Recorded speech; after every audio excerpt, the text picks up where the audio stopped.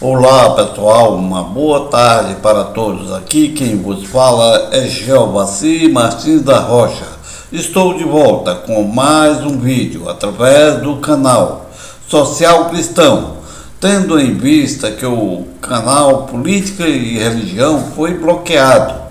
Porém, não deixarei de combater o obscurantismo, a mentira, o falso moralismo, tanto desse necrogoverno, como também dos líderes evangélicos que estão apoiando e levando seus fiéis ao fanatismo religioso, como se fosse o Messias, usando o texto da Bíblia fora de contexto.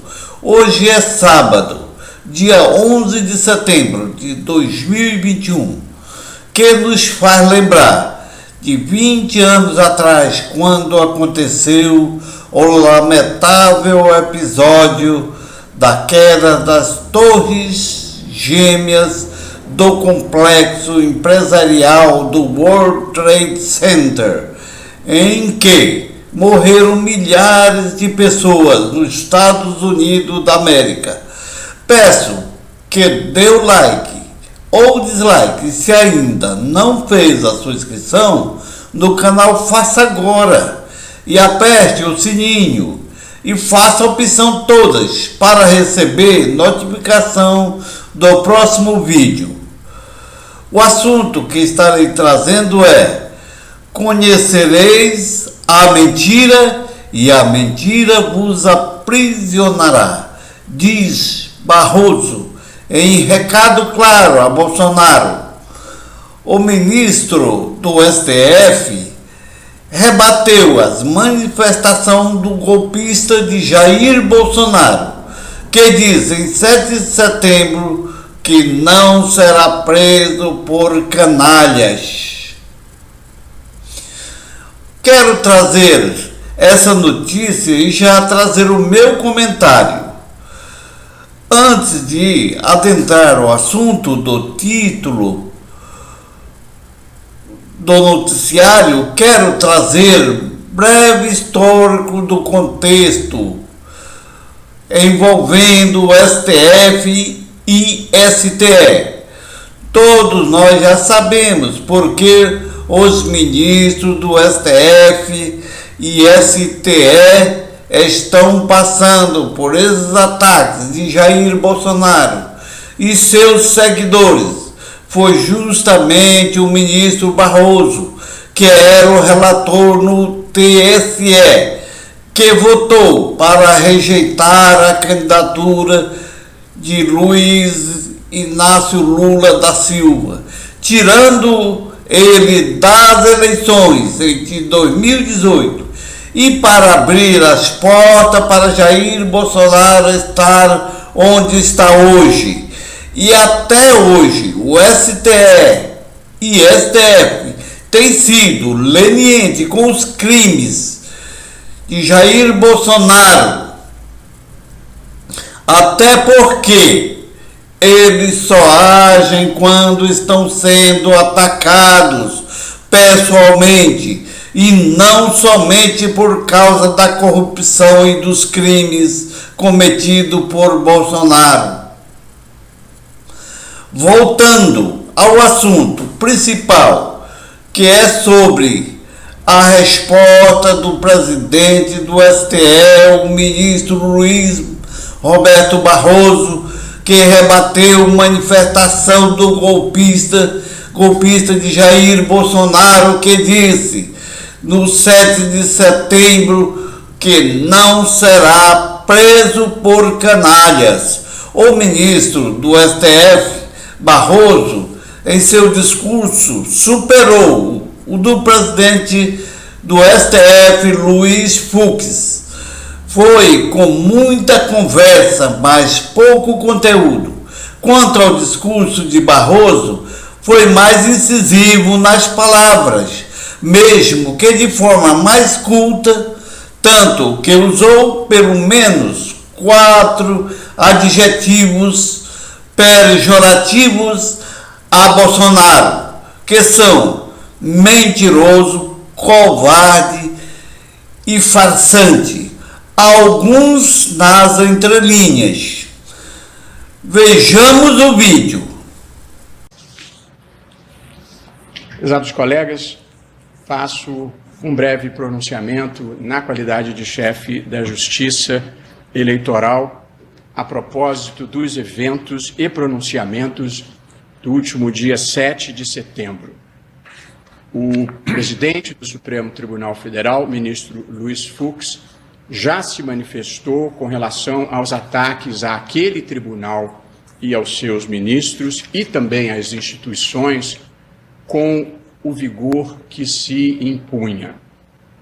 A mim, como presidente do Tribunal Superior Eleitoral, cabe apenas rebater o que se disse de inverídico em relação à Justiça Eleitoral. Faço isso em nome dos milhares de juízes e servidores que servem ao Brasil com patriotismo, não o da retórica de palanque, mas o do trabalho duro e dedicado, e que não devem ficar indefesos diante da linguagem abusiva e da mentira. Já começa a ficar cansativo no Brasil ter que repetidamente desmentir falsidades, para que não sejamos dominados pela pós-verdade, pelos fatos alternativos, para que a repetição da mentira não crie a impressão de que ela se tornou verdade. É muito triste o ponto a que chegamos. Antes de responder objetivamente a tudo o que precisa ser respondido, e tendo em vista esse momento grave que nós vivemos, faço uma breve reflexão sobre o mundo que estamos vivendo e as provações pelas quais têm passado as democracias contemporâneas. Esse é o Tribunal da Democracia e esse é o lugar para procurar compreender o que está acontecendo no mundo. A democracia vive um momento delicado em diferentes partes do mundo, em um processo que tem sido batizado de recessão democrática, democracias iliberais, constitucionalismo abusivo, legalismo autocrático e outras identificações.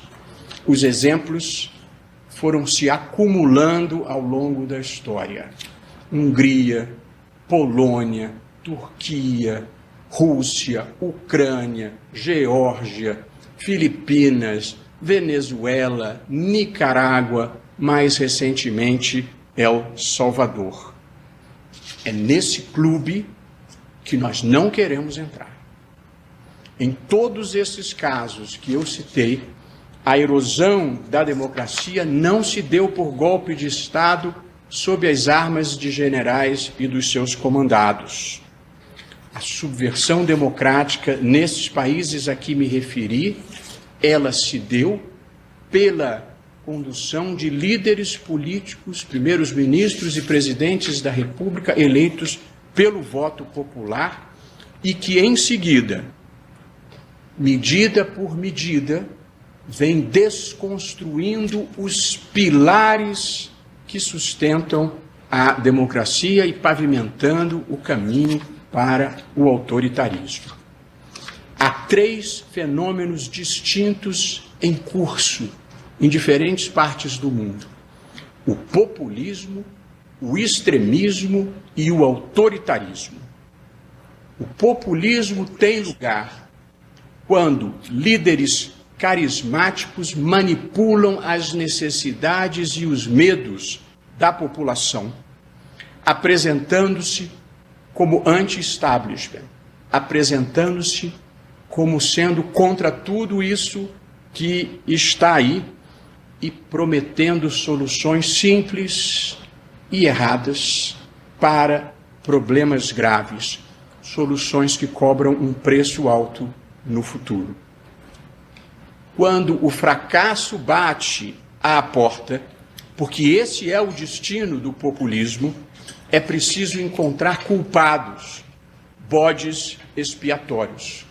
O populismo vive de arrumar inimigos para justificar o seu fiasco. Pode ser o comunismo, pode ser a imprensa, podem ser os tribunais. As estratégias mais conhecidas praticadas no mundo são: 1. Uso das mídias sociais, estabelecendo uma comunicação direta com as massas para inflamá-las.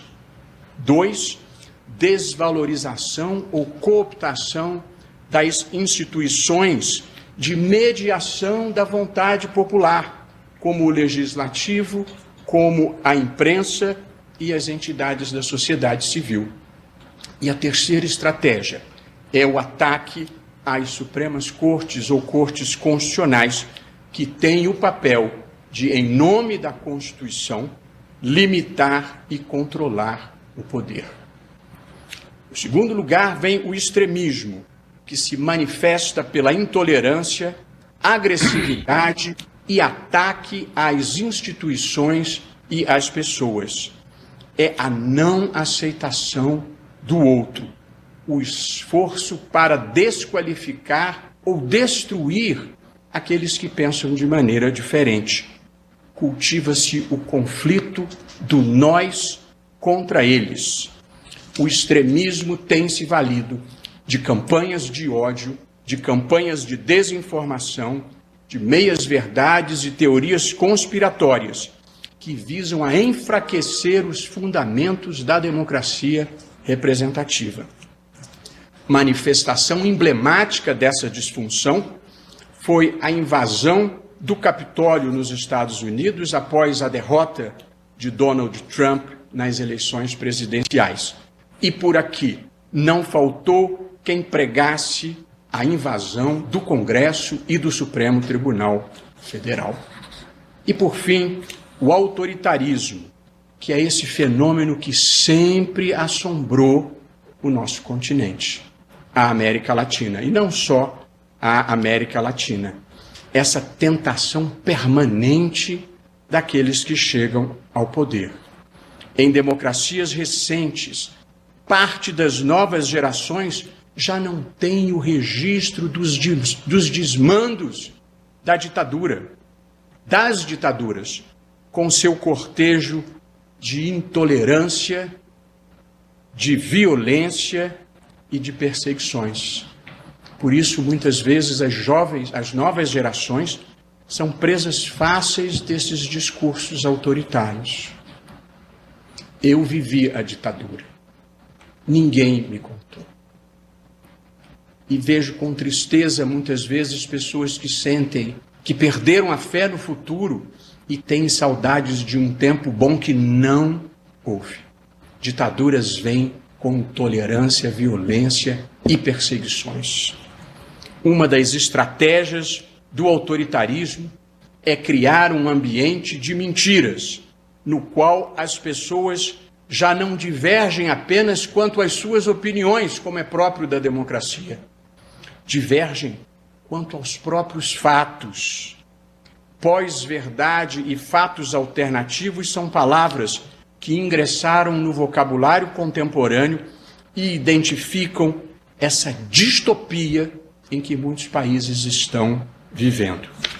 E uma das manifestações do autoritarismo pelo mundo afora é a tentativa de desacreditar o processo eleitoral e as instituições eleitorais para, em caso de derrota, poder alegar fraude e deslegitimar o vencedor.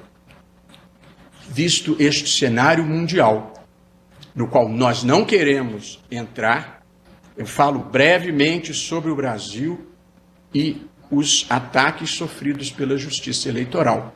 Cenário no qual não entramos, porque instituições como o Congresso, o Poder Judiciário e a Suprema Corte não permitem. E passo, portanto, prezados colegas, em defesa não apenas do nosso tribunal, mas de toda a justiça eleitoral, e não apenas dos magistrados, mas de todos os servidores, eu passo a comentar as imputações que nos foram feitas. No tom no tom, com o vocabulário e a sintaxe que é capaz de manejar, o presidente da República fez os seguintes comentários que dizem respeito à justiça eleitoral e que passo a responder. Estou sendo textual. Aspas. A alma da democracia é o voto. Fecho aspas. De fato, o voto é elemento essencial da democracia representativa. Outro elemento fundamental é o debate público, permanente e de qualidade, que permite que todos os cidadãos recebam informações corretas, formem a sua opinião e apresentem livremente os seus argumentos. Quando esse debate é contaminado por discursos de ódio, campanhas de desinformação e teorias conspiratórias infundadas, a democracia é aviltada. O slogan para o momento brasileiro, ao contrário do propalado, parece ser: conhecerás a mentira e a mentira te aprisionará. Segunda afirmação em relação à justiça eleitoral. Não podemos admitir um sistema eleitoral que não fornece qualquer segurança, fecho aspas. As urnas eletrônicas brasileiras são totalmente seguras, como nós temos cansado de repetir. Em primeiro lugar, porque elas não entram em rede e, portanto, não são acessíveis remotamente. De modo que podem tentar invadir os computadores do TSE e obter dados cadastrais. Nós procuramos evitar isso, mas pode acontecer. Podem fazer ataques de negação de serviços aos nossos sistemas. Nada disso é capaz de comprometer o resultado das eleições. A própria urna é que imprime o resultado e o divulga.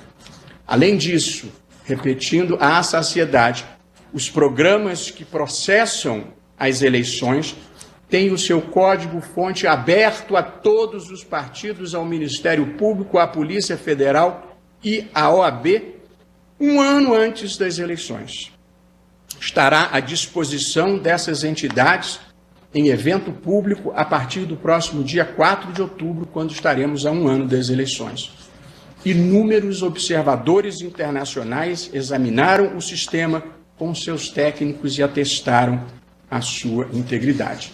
E ainda hoje eu vou anunciar a Comissão de Transparência Eleitoral com representantes de instituições públicas e da sociedade civil que vão acompanhar aqui de dentro cada passo desse processo a partir do dia 4 de outubro. Portanto, o sistema é certamente inseguro para quem acha que o único resultado possível é a própria vitória. Como já disse antes, para maus perdedores não há remédio na farmacologia jurídica. A terceira afirmação, aspas, nós queremos eleições limpas, democráticas, com voto auditável e contagem pública de votos. Não vou repetir cada item do que tenho dito. As eleições brasileiras são totalmente limpas, democráticas e auditáveis. E por esse sistema foram eleitos Fernando Henrique Cardoso, Lula, Dilma e Bolsonaro. O sistema tem mais de 10 camadas de auditoria, ou seja, a possibilidade de verificação externa da sua integridade.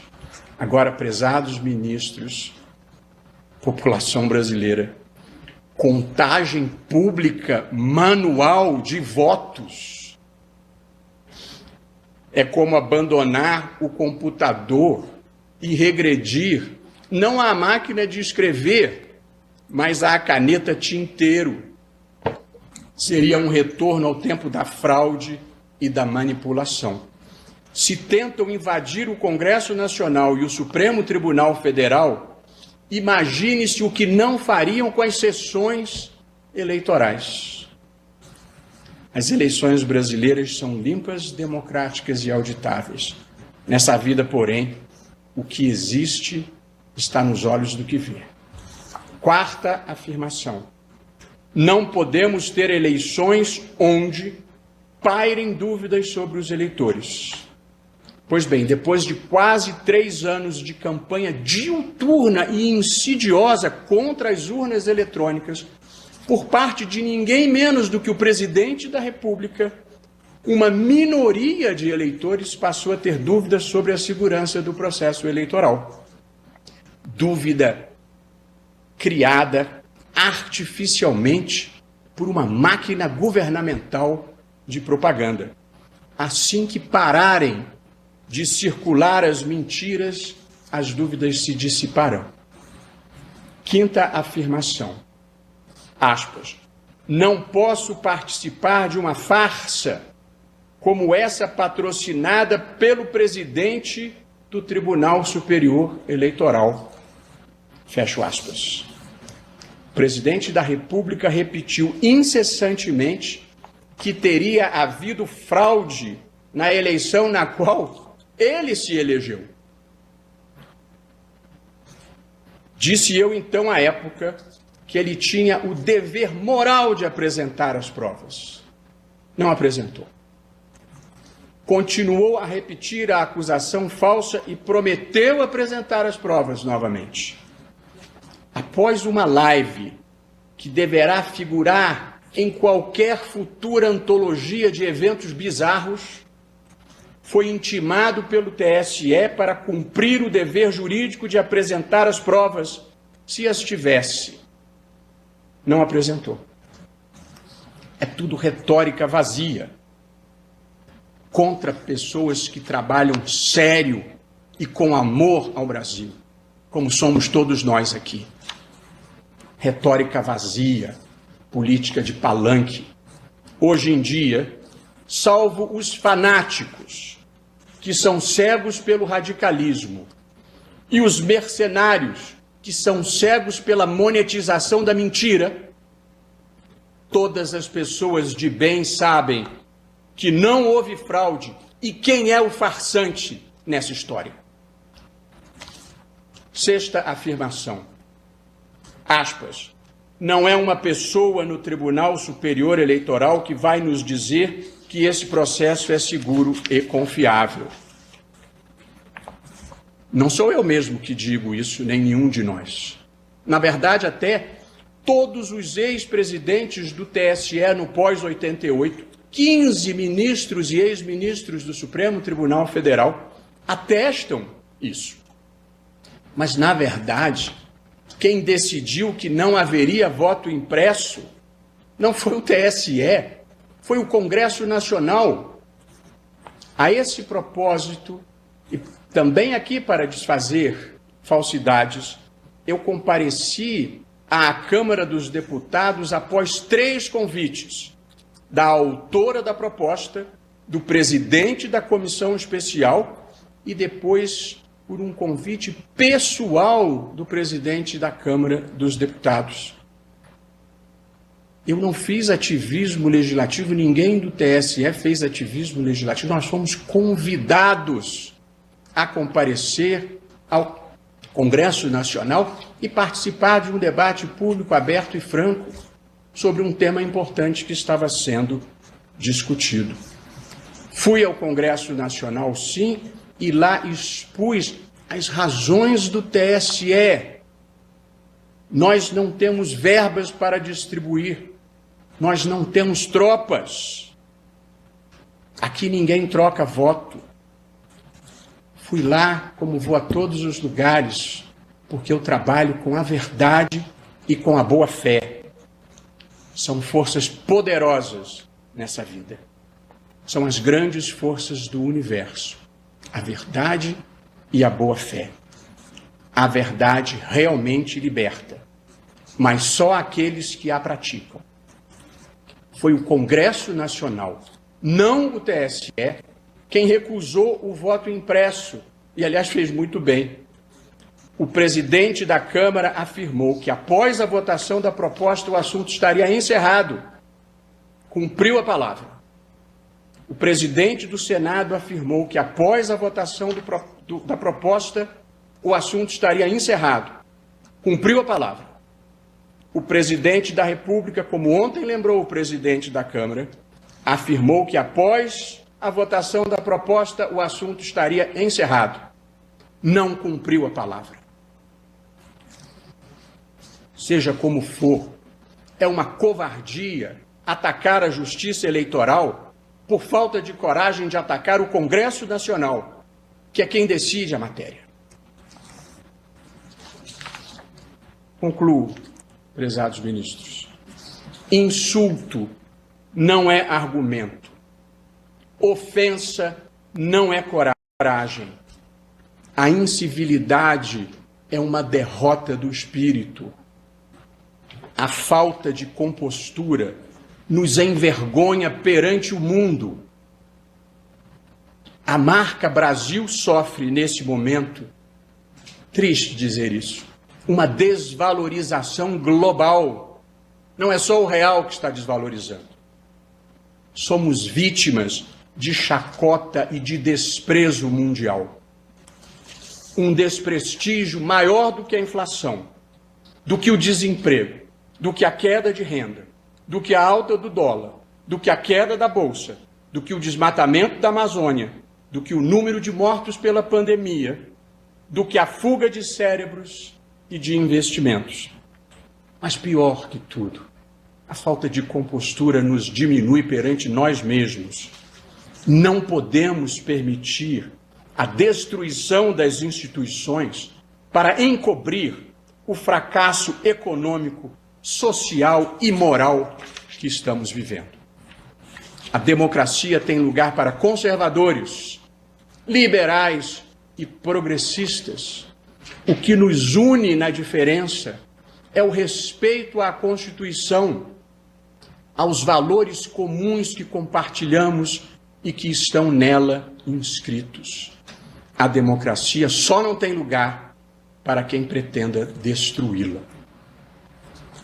Com a bênção de Deus, Deus de verdade, do bem, do amor, do respeito ao próximo, com a bênção de Deus e a proteção das instituições, um presidente eleito democraticamente pelo voto popular tomará posse no dia 1º de janeiro de 2023.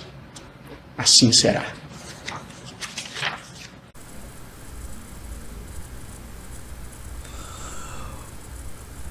O ministro do Supremo Tribunal Federal, STF, e presidente do Tribunal Superior Eleitoral, TSE, Luiz Roberto Barroso, mandou um recado a Jair Bolsonaro ao alertar que o judiciário não compactuará com mentiras sobre as instituições. De acordo com o magistrado, uma das estratégias do autoritarismo é criar um ambiente de mentiras, quando esse debate é contaminado por discursos de ódio, campanhas de disseminação e teorias conspiratórias infundadas. A democracia é aviltada, o slogan para o momento brasileiro, ao contrário do propalado, parece ser: conhecerás a mentira e a mentira te aprisionará, disse ele em sessão virtual do TSE. Quando Barroso diz conhecerás a mentira e a mentira te aprisionará, disse ele em sessão virtual do TSE, esta está se referindo ao fato do presidente estar recebendo o apoio dos líderes evangélicos que lhe passaram alguns versículos bíblicos para enganar os seus fiéis e apoiar esse homem maquiavélico. O versículo bíblico do Evangelho de São João, no capítulo 8, verso 32, que diz: e conhecerão a verdade, e a verdade os libertará. Pois eu quero trazer outro versículo que serve tanto para Jair Bolsonaro quanto para os líderes evangélicos que o apoiam. Pois para defender Bolsonaro só se for com a mentira, pois a verdade pode levá-lo para a prisão da Papuda e de Bangu 1. Trago outro versículo bíblico que está registrado no mesmo capítulo do Evangelho de São João, capítulo 8 e verso 44. Vocês pertencem ao pai de vocês, o diabo, e querem realizar o desejo dele. Ele foi homicida desde o princípio e não se apegou à verdade, pois na verdade não há verdade nele. Quando mente, fala da sua própria língua, pois é mentiroso e pai da mentira. O magistrado criticou o que chamou de retórica vazia, política de palanque. De acordo com o ministro, o insulto não é argumento, ofensiva não é coragem, incivilidade é uma derrota do espírito. A falta de compostura nos envergonha perante o mundo. Continuou: não podemos permitir a destruição das instituições para encobrir o fracasso econômico, social e moral que estamos vivendo. Quero agradecer a todos os que estão assistindo meu vídeo. Peço que compartilhe com outros e me ajude a divulgar o meu canal. E peço também que faça o seu comentário e até o próximo vídeo.